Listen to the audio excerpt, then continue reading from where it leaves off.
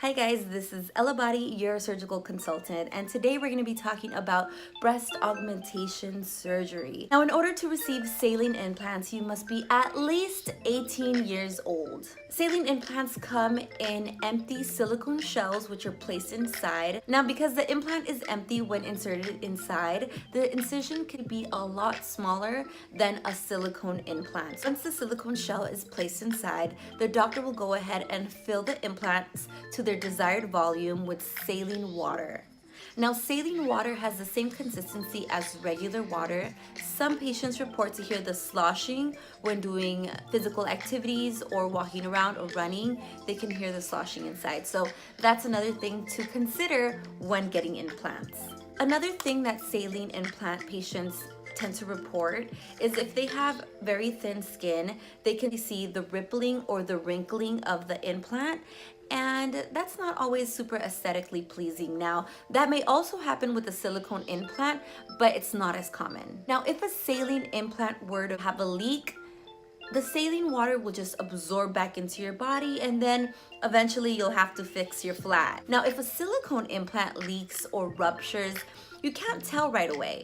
The silicone is designed to stick together, and it's a very cohesive gel, so you won't even be able to tell that one is smaller than the other one.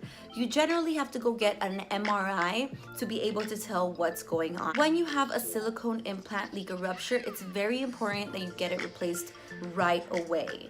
Now, because of this, a lot of people tend to think that saline implants are safer, but the FDA has no evidence of this thus far. Now, with silicone implants, you have to be at least 22 years old. Silicone implants already come pre-filled and need a little bit of a bigger incision to insert. Because the silicone implants are filled with this very sticky substance, it tends to stick together like the gummy bear candy, and that's where you'll hear the gummy bear implant nickname come from. It's just talking about the cohesive gel that they use to make the silicone implants. Silicone implants tend to feel and look more natural and generally have less complications across the board. The saline implants are only better than the silicone implants in terms of pricing. Saline implants tend to be a lot more affordable than silicone implants by 100, if not thousands of dollars at times. I usually recommend silicone implants to my patients, but there are different types of silicone implants to choose from as well. You can choose from a teardrop or a shaped implant. Then you have the option of a textured or a smooth implant.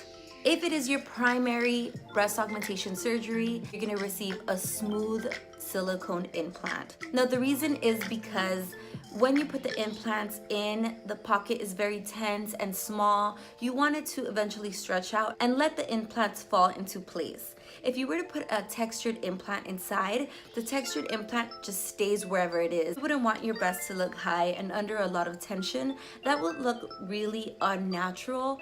Textured implants are really the best for lifts or revision breast augmentation surgery.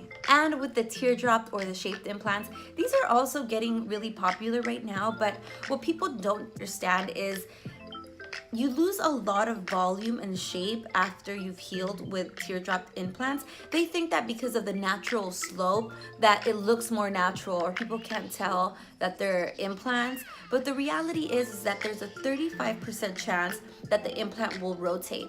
And if a teardrop shaped implant rotates, it's gonna look a little abnormal compared to just a regular implant where the projection is all the same all around, and you won't have to worry if the implant turns around on you. Yeah, those are the biggest differences between saline implants filled with saline water or silicone implants filled with silicone gel. And if you choose to do silicone implants, you also have the choice of a textured or a smooth implant and also of a shaped implant. Now, I hope I was able to clear up the differences between a saline and a silicone implant and helped you make a more informed decision. If you're just like, Ella, you've made me even more confused now. I don't know what to pick. And listen, don't stress. I am just an email away. Plus, we haven't even gone into profiles or sizing. So stay tuned for that video, and I'll see you guys next time. Bye.